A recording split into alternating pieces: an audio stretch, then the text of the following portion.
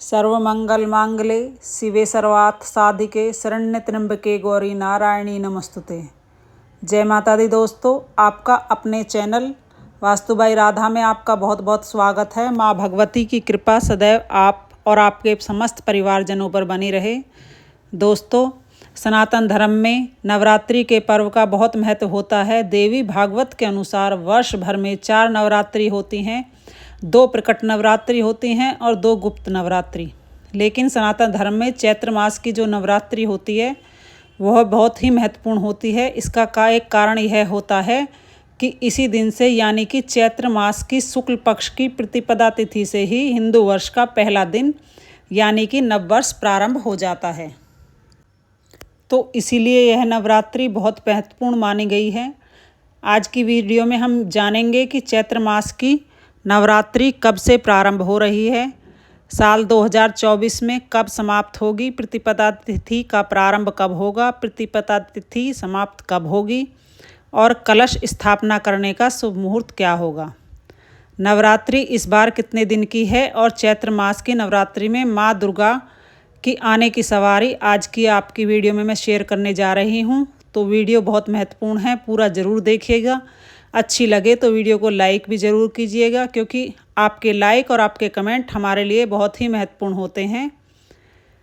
तो अगर वीडियो अच्छी लगे तो लाइक तो ज़रूर ही कीजिए। नवरात्रि में हम माँ दुर्गा के 9 स्वरूपों की आराधना करते हैं। प्रथम शैलपुत्री, द्वितीय ब्रह्मचारिणी, तृतीय चंद्रघंटा, चतुर्थ कुष्मांडा, पंचम स्कंदमाता, षष्ठी कात्यायनी, सातवीं कालरात्रि और अष्टमी महागौरी, नवम सिद्धिदात्री। नवदुर्गा प्रकृति या तो नवरात्रि में माँ दुर्गा के इन्हीं 9 स्वरूपों की आराधना की जाती है। अब इनकी पूजा के क्या लाभ होते हैं तो देखिए। पहले दिन माँ शैलपुत्री की पूजा की जाती है, जो कि कलश की स्थापना के साथ ही पहले दिन हम माता शैलपुत्री की पूजा करते हैं। माता शैलपुत्री जो कि हिमालय की पुत्री है, इन्हें सफ़ेद रंग बहुत प्रिय है और इनकी पूजा से सभी प्रकार की कामनाएं पूर्ण होती हैं। दूसरे दिन माता ब्रह्मचारिणी की पूजा की जाती है। इसकी पूजा से वैराग्य बढ़ता है, सदाचार आता है और संयम बढ़ता है। नवरात्रि के तीसरे दिन पूजा कैसे करते हैं आइए जानते हैं। पहले दिन माता शैलपुत्री की पूजा की जाती है, जो कि कलश की स्थापना के समय से ही पहले दिन हम माता शैलपुत्री की पूजा करते हैं। माता शैलपुत्री जो हिमालय की पुत्री हैं, इन्हें सफ़ेद रंग बहुत प्रिय है और इनकी पूजा करने से सभी प्रकार की कामनाएं पूर्ण हो जाती हैं। दूसरे दिन माता ब्रह्मचारिणी की पूजा की जाती है। इनकी पूजा से वैराग्य बढ़ता है और संयम बढ़ता है। नवरात्रि के तीसरे दिन माता चंद्रघंटा की पूजा की जाती है और कहा जाता है कि माता चंद्रघंटा की पूजा से मानव संसारिक कष्टों से मुक्ति पा जाते हैं। नवरात्रि के चौथे दिन माता कुष्मांडा की पूजा की जाती है और इन्हें मालपुए का भोग लगाया जाता है। माता कुष्मांडा की पूजा करने से हर प्रकार की कामनाएं, सुख समृद्धि और सौभाग्य सब कुछ प्राप्त हो जाता है।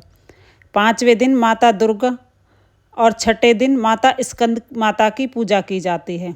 माता को केले का भोग लगता है। इनकी पूजा से संतान की प्राप्ति होती है।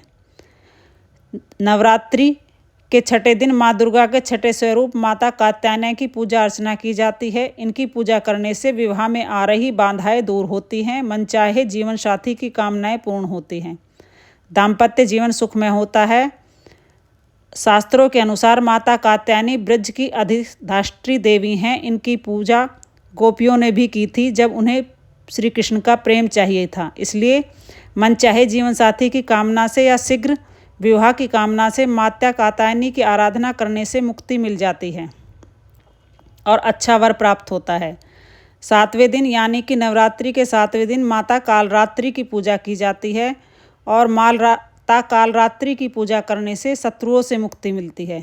इसके अलावा रोग, दुख, दुर्घटना, अकाल मृत्यु इस प्रकार के भय से मुक्ति मिल जाती है। शनि, राहु, केतु जनित पीड़ा से भी मुक्ति मिलती है। 8वें दिन माता महागौरी की पूजा की जाती है और महागौरी की पूजा करने से मनुष्य के सारे कष्ट समाप्त हो जाते हैं और घर में सुख समृद्धि आने लगती है। सुख समृद्धि, संतान, सौभाग्य, कोई भी ऐसी कामना नहीं जो माता महागौरी की पूजा से पूरी ना हो पाए। इसलिए नवरात्रि के सिद्धिदात्री की पूजा करते हैं। और 9 दिन की जो हमारी आराधना होती है, मतलब नवरात्रि में जो हमारी पूजा आराधना होती है, मंत्रों का जाप होता है या जो भी कामना लेकर हम पूजा करते हैं, वे सभी फल हमें माता सिद्धिदात्री की पूजा से प्राप्त होता है। तो ये जो नवरात्रि के 9 दिन की पूजा इसलिए बहुत ही महत्वपूर्ण मानी जाती है। इसमें माता के अलग अलग स्वरूपों की आराधना की जाती है, जो सभी फल हमें माता सिद्धिदात्री की पूजा से प्राप्त होता है। हर पूजा का, हर स्वरूप का अपना महत्व होता है और प्रत्येक दिन की पूजा इसलिए बहुत महत्वपूर्ण मानी जाती है। तो अब आइए जानते हैं कि इस बार साल 2024 में नवरात्रि पूरे 9 दिन की है।